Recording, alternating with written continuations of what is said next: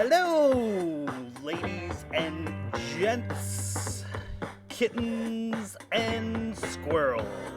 It is Aaron once again coming to you with a whole random bunch of musical facts one more time.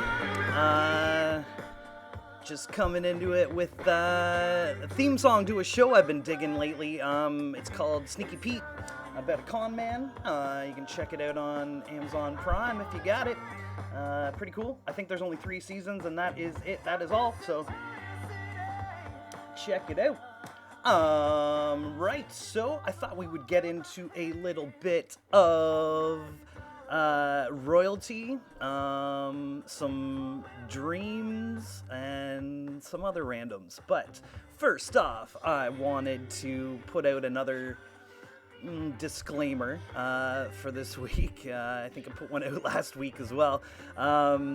Just to say, we're talking about rock and roll and music each week, and, well, I mean, there's a long history of drugs and things of that nature, and so that comes up in my rants, and I just want to put it out there that I by no means condone that kind of stuff. It's just that it's part of music, unfortunately, so sometimes these things come up, right? I was just thinking about it. I remember catching Ozzy Osbourne, of all people, in an interview, and he was discussing abuse of drugs and alcohol. I think everyone knows that he's had a long history with that, but he was actually not supporting it. He was talking about how it sent him down the wrong path. And anyways, at some point in time, he states to the interviewer that, some people might look at me and think, he did lots of drugs and things and he's okay. And I just thought, Ozzy, nobody thinks that. You are the poster child to just say no. But anyways, I digress. We'll get into it here. So like I said, I thought we'd talk a little bit about some royalty to start off. Meaning people with royal sort of names. First off, I thought I'd talk a little bit about the man Farrokh Bulsara.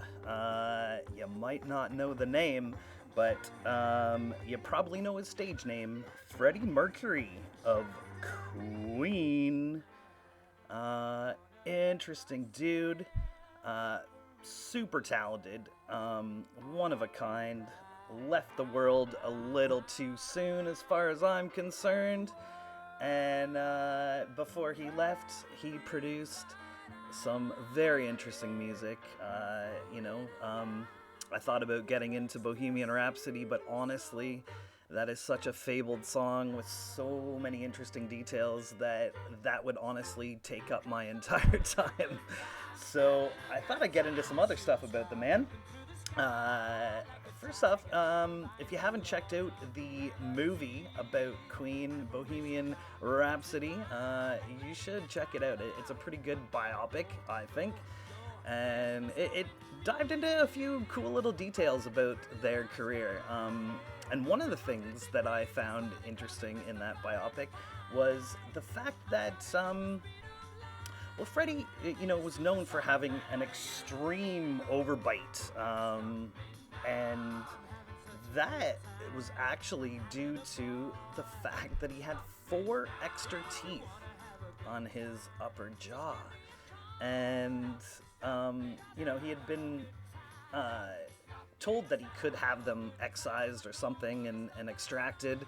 But he refused to have the surgery. He thought that perhaps those extra teeth widening up his mouth perhaps gave him that extreme vocal range that he had, and he didn't want to mess with it. He thought maybe surgery would screw with that. So he kept the big overbite and beavered away through life, and I think it worked out well for him in that regard, man. The man had lungs, and man, oh man, could he sing. So another sort of touch on royalty in regards to Queen, particularly Freddie Mercury and Princess Diana. The two were fast friends, actually. And one night, they had been sitting around watching the Golden Girls, drinking some champagne, and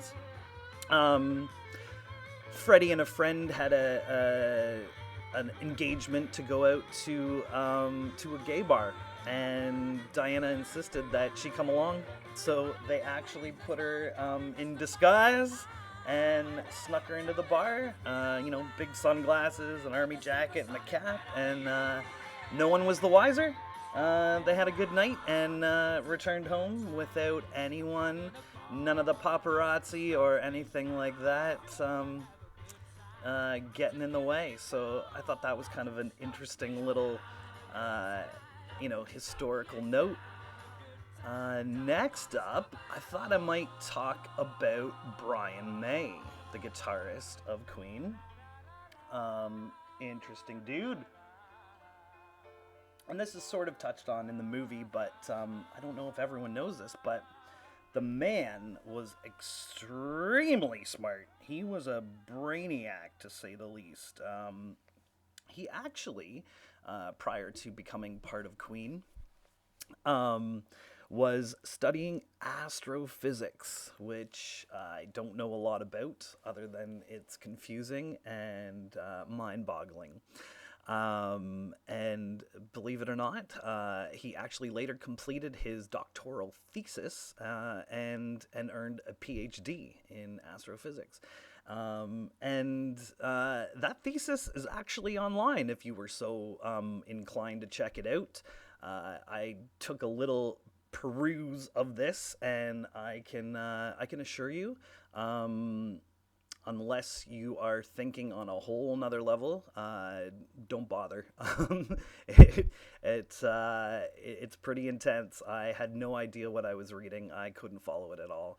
I'll give you a little snippet of what I did read at the beginning.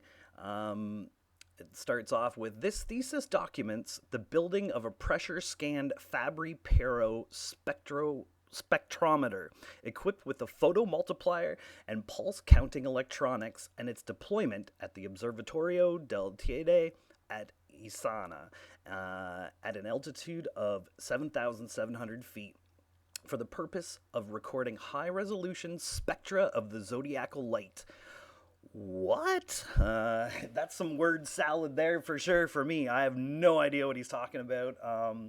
Seriously, definitely a genius in his own right, other than music writing. Wow. So that brings me to the third member of Queen.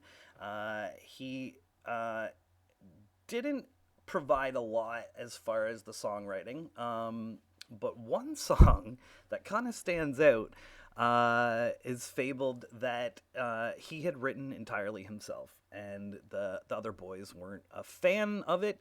And at one point in time, Roger Taylor actually locked himself in a cupboard and refused to leave until the rest of Queen agreed to have this song on the B-side of A Night at the Opera. And that song is this little jam here, and it's an odd one. If you don't know it, it's entitled I'm in Love with My Car.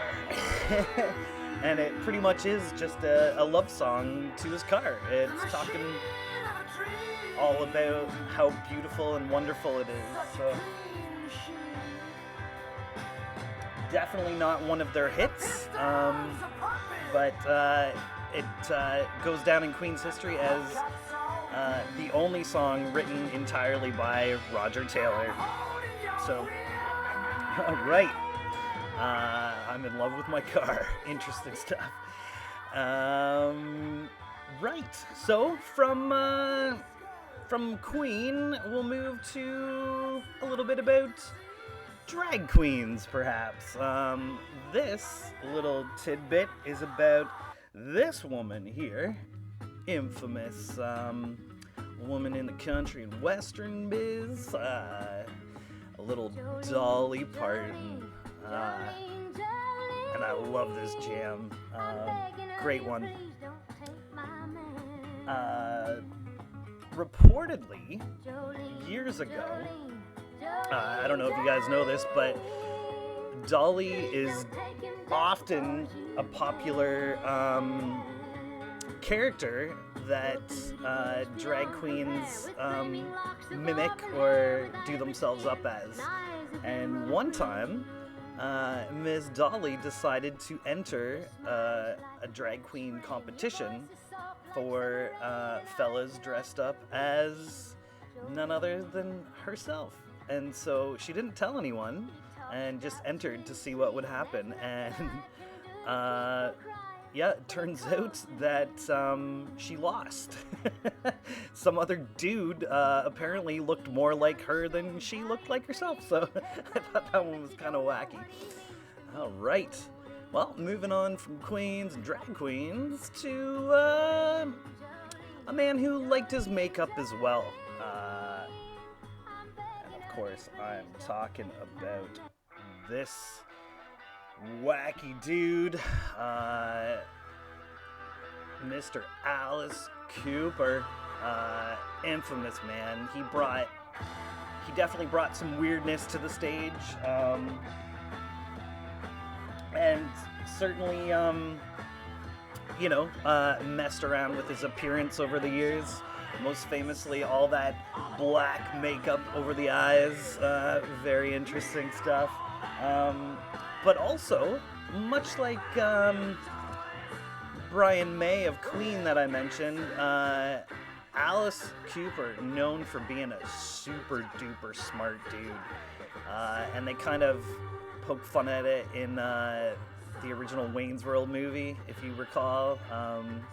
They show him just giving out some tidbits of knowledge about Milwaukee, and he's like, actually, it was pronounced Milwaukee, and he goes into this little history lesson to the boys. So, anyways, something that you might not know about Alice Cooper and all of his weirdness is that he's actually an avid golfer, and he credits the sport with saving him from his demons.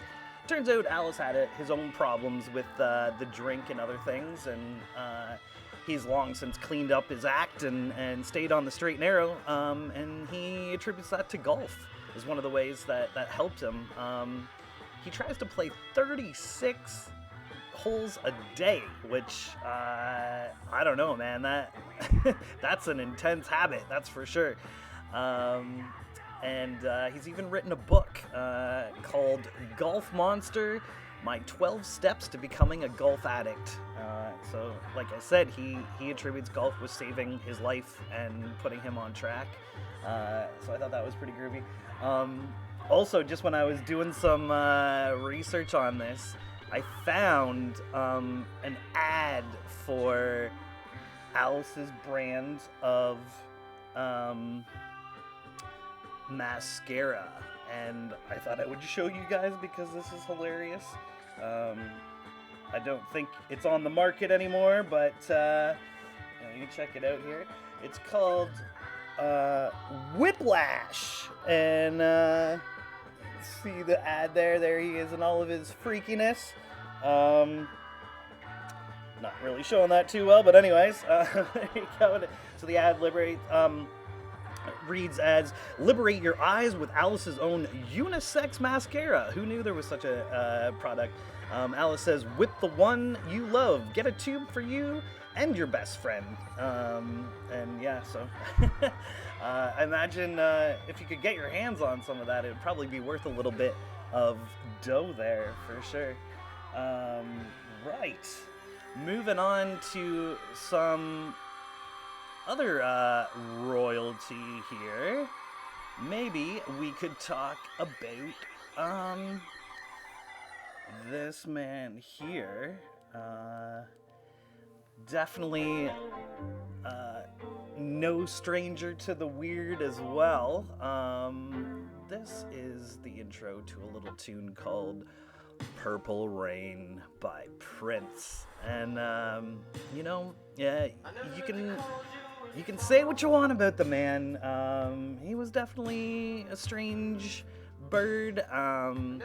He went through that whole business of changing his name to just a symbol and everyone had to refer to him as the artist formerly known as Prince because there wasn't really a name for that symbol. That was kind of a weird thing, but I think that was actually just a tactic to get out of a recording contract so he could keep making music and not have to answer to anybody.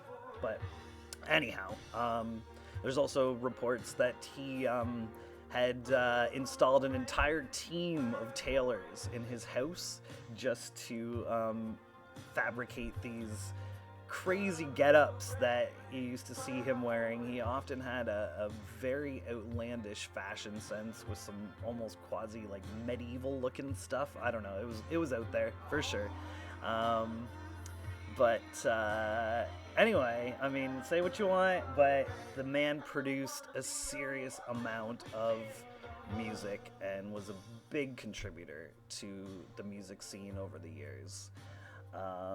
So we'll talk a little bit about him and all his weirdness. Reportedly, Prince was actually a super duper good basketball player. Now, this is something that I wouldn't have expected.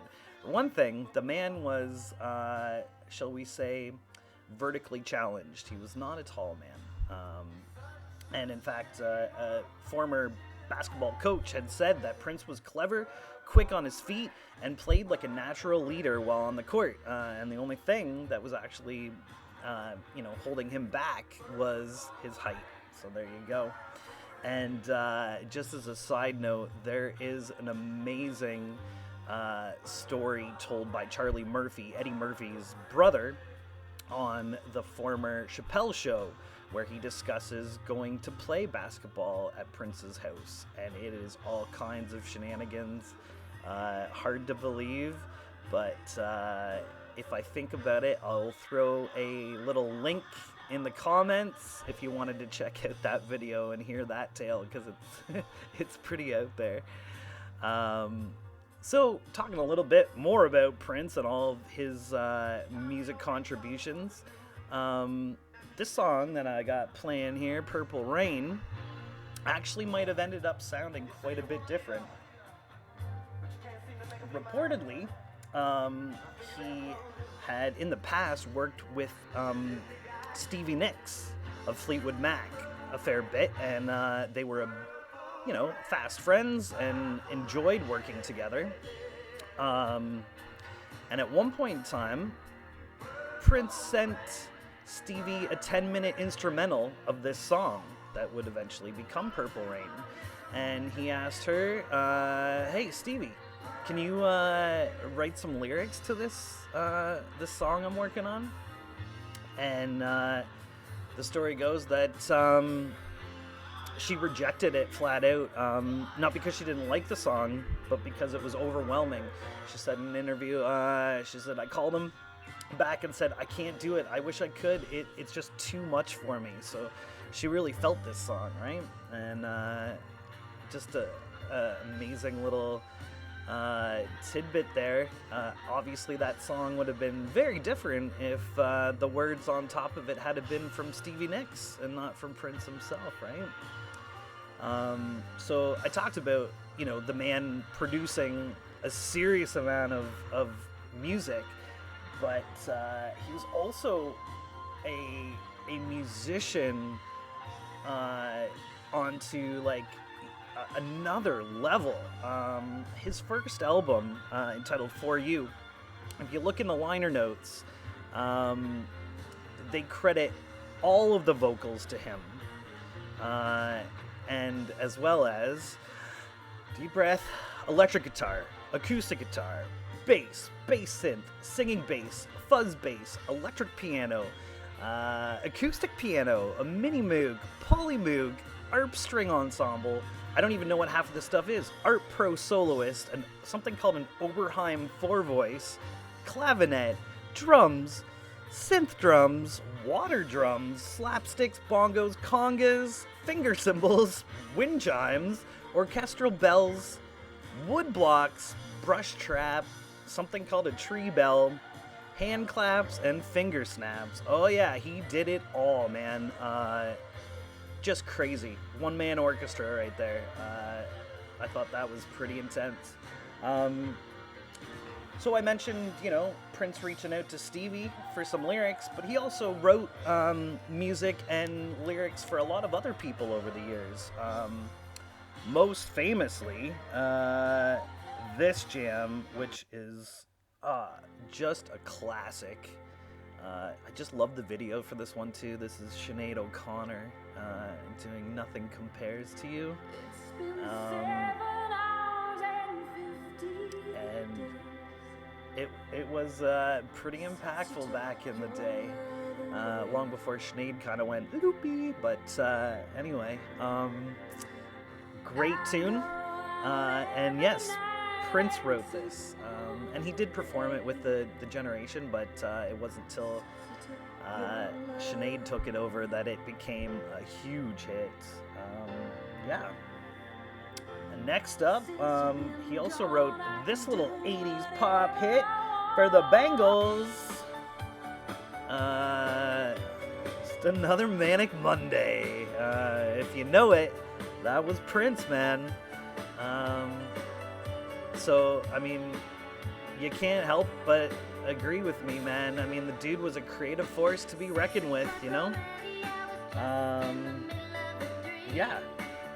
And he also wrote this song that he performed, but I think Tom Jones went on to bring it into the stratosphere. A little tune called Kiss.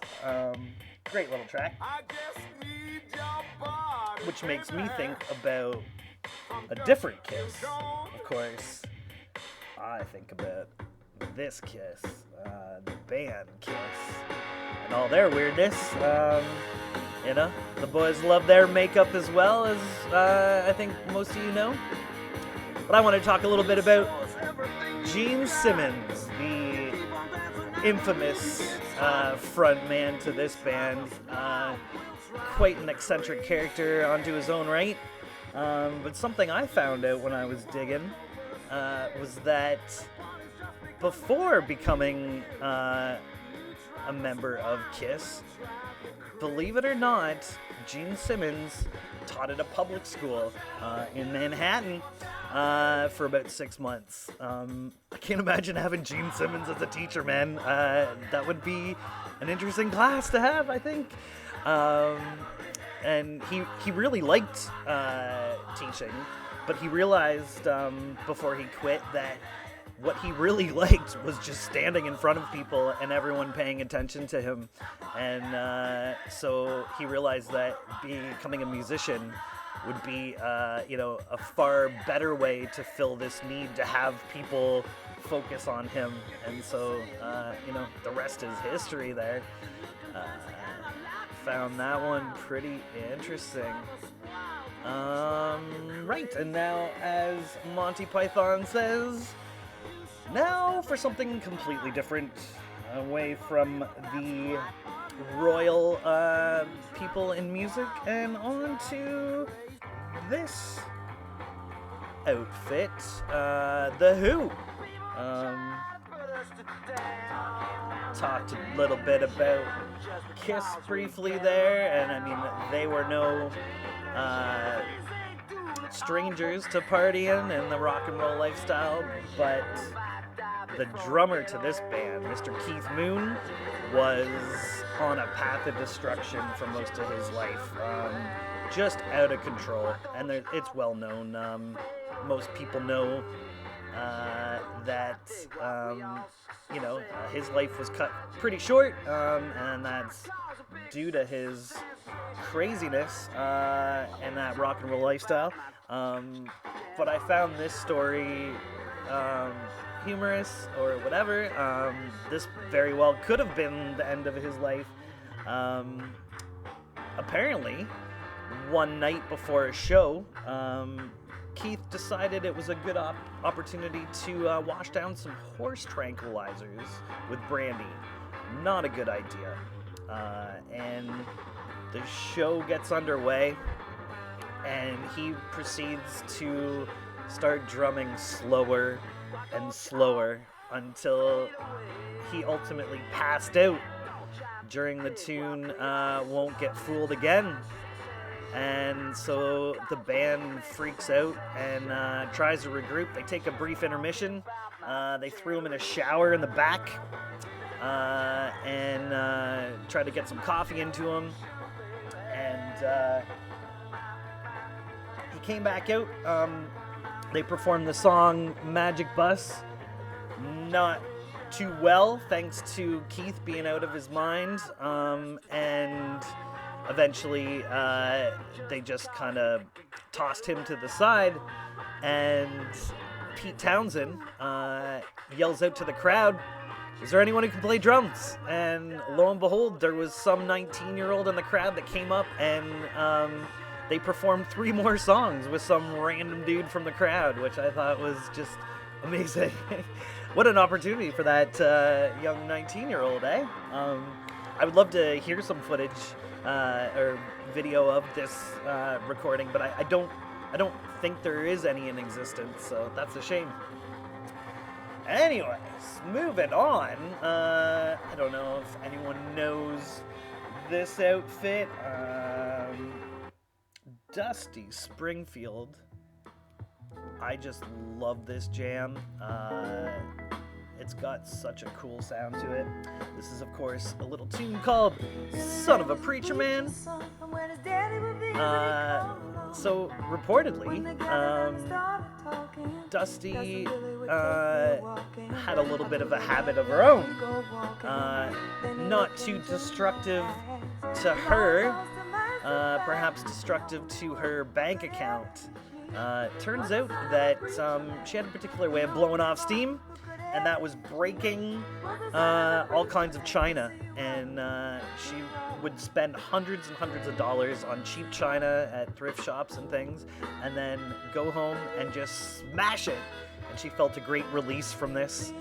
And plenty of stories. Mary Wise of the Shangri-Las recalls standing at the end of a corridor with Dusty and throwing crockery down it as hard as they could. Another Motown singer, Martha Reeves, has a similar story of finding Dusty in her dressing room, breaking china, and being asked to join in the destruction. And I'm pretty sure she obliged her, and they, smashed a bunch of stuff together. So, yeah, I mean, that tactic can be quite effective to helping yourself feel a little better. There's a kind of a phenomenon going on all over the North America, at least, where they've created these smash rooms where you can go in and get geared up with face protection and gear to protect yourself, and grab a baseball bat, grab a sledgehammer, and just smash a bunch of stuff. And people are lining up, paying to get into these things just to break stuff. So, I mean, better to break animate objects than someone else, right? So I find that pretty cool. I'd love to check out one of those places sometime and just get some relief there. Right, moving on.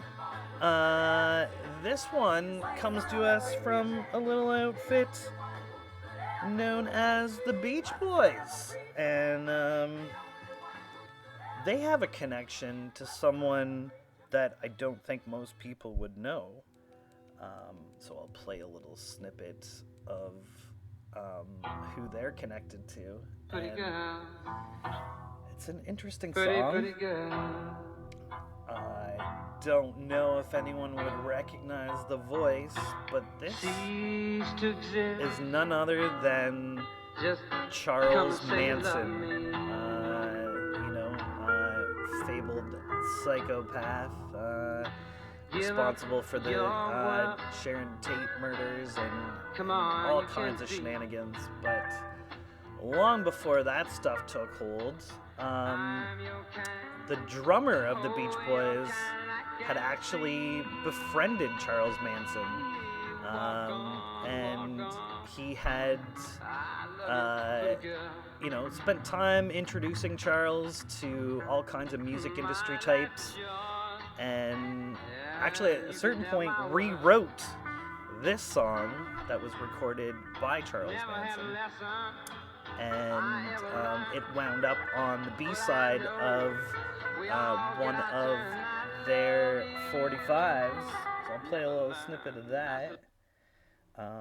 Obviously, they worked on this before knowing that Chucky Manson was such an evil dude. But I'm not gonna lie, when I was jumping into some of this stuff, I was listening to some other songs by Charles Manson, and I kind of like some of them, and I didn't know really what to do with that. I'm like, oh my goodness, how am I enjoying this when I know what that man was responsible for? But that is life in general, that we're not all good, we're not all bad, right? We can often be balanced and have positive attributes and negative attributes, right? So I don't really know what to do with that still. I don't think I'll continue listening to Charles Manson tunes just in case his crazy ideas infect my mind. He seemed to have that ability to persuade people to do some horrible things, so I'll try to safeguard myself there. Anyways, we'll keep rolling on. I talked at the top of my rant about getting into some stuff about dreams. Now, dreams come up often in music. And so I'll jump into a couple of tales of inspiration coming from artist dreams. When I was looking into this, I actually found a pretty cool Twitter feed where people had on this idea that, you know, a lot of famous big thinkers had found inspiration from their dreams, had found great insight, and quickly woken up and wrote down whatever it was that they saw in their dreams, and then tried to make sense of it the following day. And so on this Twitter feed, a lot of people wrote down what had come to them in their dreams, and unfortunately they didn't follow suit with all these geniuses. It was nothing but utter nonsense. They couldn't wait when they woke up to quickly go and look at what they had scribbled down, and none of it made any sense. So I think that's probably what I get from my dreams, is absolute nonsense. Any dream that I've ever recalled, there wasn't anything helpful coming from those, that's for sure. I wasn't creating some masterpiece song or anything. It was just like, what the heck is going on in my mind? That was some weird stuff, right? So anyways, first up, talk a little bit about Paul McCartney and this infamous song. I think this song's been re-recorded and covered by numerous people, but this is a little jam called Yesterday. If you don't know it, it's a classic. I love it. Beautiful song, right? All my troubles seem so far away. The story, as Sir Paul tells it, is that he woke up one day and had this melody in his head from his slumber, and he quickly went over to the piano and started banging out these chords. But something was plaguing him. He thought, this is familiar, and he started playing this melody to everyone, and seeing if they recalled it or they knew it, and no one recognized it. So he's like, oh, well then maybe this really did come from my head, right? And eventually he wrote down this timeless tune that I think most people would recognize, right? So interesting that he didn't even trust himself. He thought, maybe I'm plagiarizing somehow and I'm just not aware of it. Maybe I've heard this song before and I just don't remember it, or something like that. But so that's the first of the dream inspired songs. Next up, I think I talked about this man a little bit last week, but Mr. Keith Richards has famously talked about, that's how he wrote a number of his songs, was by having a tape recorder right beside his bed, and he would often wake up in the middle of the night and just bang out some stuff and fall asleep, and then listen to it the next day. And sometimes it really worked out, sometimes it was garbage, but whatever. But in particular, the riff to Satisfaction, he does not even recall originally recording. slam a little bit of that for your musical knowledge. You can't remember. Quite an iconic riff. I love this jam. But the story goes that one morning, or probably late afternoon in his case, Keith had woken up and realized that his tape was all the way, had run its course, and the tape recorder had stopped. He didn't remember laying down any tracks or messing with it, so he rewound the tape and discovered, though he had no memory of this, that this riff he had recorded in the middle of the night. No recollection whatsoever, and yet it's one of their most iconic tunes, so interesting stuff. So that made me think about how that's a running theme in music, going way, way back to like the 16 and 1700s. I wish I would get some amazing inspiration from my dreams, but like I mentioned, it doesn't happen. First up, I would like to talk a little bit about a famous composer by the name of Giuseppe Tartini. And I'll play a little snippet of his violin sonata in G minor. I believe it's also referred to as the Devil's Trill Sonata. And this is because the legend goes that Tartini had fallen asleep, and in his dreams, none other than the man in red, Satan, the devil, had come to him and played what to him was the most beautiful music he had ever heard. And when he awoke, he immediately grabbed the violin and tried to play this. He was mesmerized by what he had heard the devil play, and he attempted to recreate it. In his words, he said he couldn't possibly, emulate what he had heard. It was just the most beautiful thing he'd ever heard. But,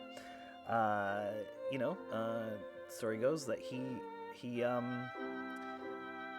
created this, what many believe is a masterpiece, from the devil visiting him in his dream. And people have gone on, I don't know because I'm not a violinist and I don't know anything about it, but there are extreme technical difficulties in association with playing this song. And it still to this day causes many a violinist to struggle to get through it. And perhaps that just kind of purports that legend that it was actually the devil himself who had, inspired this song. And there's a lot of myth around it, actually. Apparently, and I don't know if this is 100% founded, but apparently Tartini had what is now known as polydactylism, which is actually like an extra digit, an extra finger on his hand, which enabled him to play more notes than some with that extra finger. I don't know if that's true. I haven't been able to lock down and confirm that 100%, but interesting enough anyways. So that is Tartini's Devil's Trill Sonata. And like I said, it still causes a number of people to struggle with that are talented musicians. They just can't quite get it. So, and another man who performs some very intense music, and this is often the sort of testing ground for people who want to prove that they are on that virtuoso level of playing, a man by the name of Paganini. Now, no reports of any devilish forms visiting him in the dreamscape or anything like that, but Niccolo Paganini. Lots of myth around him, and many considered him to be the most musical genius of all time, to be a musical god, and others said that he was one of the devil's minions, and that he had this odd appearance, and played all of his music by memory, and so that enabled him to go out on stage and dance around. He didn't have to hide behind a piece of sheet music, and as he danced, he would flail and contort into all these kind of specter-like movements, and that eventually gave him the nickname of the Rubber Man. He also had these freakishly long fingers, which is probably why he could play such intense music. And I'll play a little bit of that, and this is from the 24 Caprices of Paganini. And if you haven't heard it, I mean, it is, you can recognize that it's really intense as it gets into it. There's some serious fingering, and often like more than one string is played at a time, and all sorts of different techniques going on there that are extremely challenging. So that just, pushed that rumor that he had somehow made a deal with the devil. That is a common theme throughout music, and we'll talk maybe about one other person where that rumor has continued on. In his case, it was said that his mother had made a deal with the devil, trading her son's soul for the chance to be the greatest in history. I don't believe that for a moment. I mean, maybe she attempted to do so, but anyways, like I mentioned, he was a talented songwriter and performer, and most of his performances either scared people or put them in awe. So something that people have somewhat speculated about, because of his physical appearance, his freakishly long fingers, which allowed him to play like several different octaves because he could stretch those fingers all the way down the fretboard without actually moving his hand, and it caused him to be able to do some of the things you hear here that are just out of this world. Some have said that he had what's called Marfan syndrome, and also another called Ehlers-Danlos syndrome, which would cause your joints to be a little bit more flexible than normal. I don't know if there's any truth to that, but the man had some crazy skills. Whether that came from the devil himself, I don't know. Reportedly, he could play at lightning speed as well, and in some cases was able to play like 12 notes per second, which, I don't know, that doesn't make any sense to me, but who knows? We'll never know. So that brings me to one last character that many know from the Delta Blues way down in Mississippi, and that is the mythical Robert Johnson. Now, if you don't know Robert Johnson, he was only on this planet for a short period of time, and there's not many recordings by him. You can hear him here. But he revolutionized the blues style in particular. And there's some interesting rumors about him, and they've gone down in mythology over the years, but the most famous is about this track here, and the legend has it that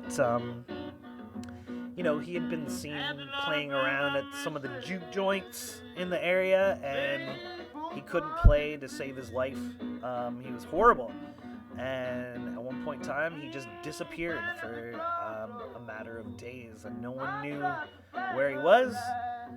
No one really cared for the most part. Anytime he had showed up and tried to play and perform, he'd get kicked out because no one wanted to hear him. And all of a sudden one day he returns, and gets up on stage, and he was playing like this, playing like nobody's business, and it was a different style than anyone had heard. And so this is where the rumor or the myth came about that he had gone down to the crossroads, Highway 49 and Highway 61 in Clarksdale, and made a deal with the devil. And that's where his virtuosity came from in guitar playing, and it's definitely unique, and it revolutionized the genre.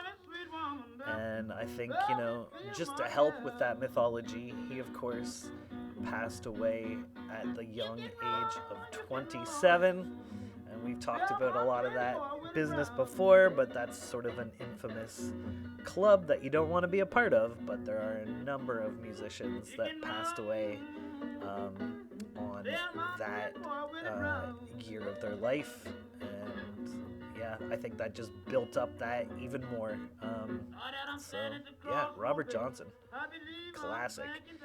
All right, I don't have a lot more to go on here. I guess the one last jam I want to talk about was Mr. Jimi Hendrix, and this one comes to us from a dream as well. He reportedly talked a lot about dreaming about being underwater, and this one in particular is about those dreams. And the line, "Excuse me while I touch the sky," is about someone drowning and reaching out through the surface of the water and getting that first breath of air to save his life. And that one I find kind of eerie that he talked about that before his death, because of course he died from asphyxiation. So that's a little creepy. Anyways, guys, that's about all the time I have. This one took me a little longer to get out, as always, but I hope you're all keeping well. I love trying to reach out, even in this manner, to y'all, and yeah, I think the world of music has a lot to offer, and it definitely gets me through some hard times. So I love providing you with some information and some interesting things, just to get your mind off of stuff, hopefully, and keep on keeping on, man. So until next week, I will bid y'all adieu, and wish you all good health and good luck. Take care, y'all. Peace out.